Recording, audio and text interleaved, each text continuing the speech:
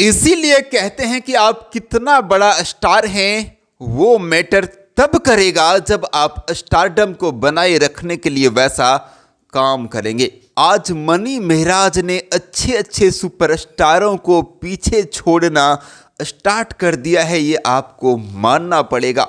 Money महराज की एक movie आई है वेलकम, सिनेमा घर में इतना सारा सिनेमा घर ले लिया है अभी अपने कब्जे में, यानी कि इतने सारे सिनेमा घरों में रिलीज किया गया उस फिल्म को जितने सिनेमा घरों में बड़े बड़े भोजपुरी के सुपरस्टारों के फिल्मों को रिलीज नहीं किया जाता है, उतना सिनेमा घर मिलता ही नहीं है। और लगातार इस फिल्म के लिए सिनेमा घर में भीड़ लग रही है, ये भी आपको मैं बता दूं।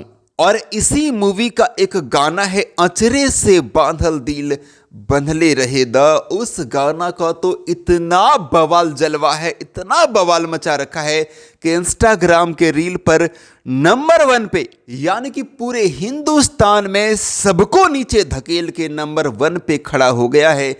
अचरे से बांधल दिल बंधले रहे द गाना मानना तो पड़ेगा भाई। उस गाना को यूट्यूब पर भी 20 लाख से ज़्यादा व्यूज मिल चुके हैं, इंस्टाग्राम पे नंबर 1 पे ट्रेंड कर रहा है और मूवी जो है वो सिनेमा घर में अलग ही गर्दा मचा रहा है।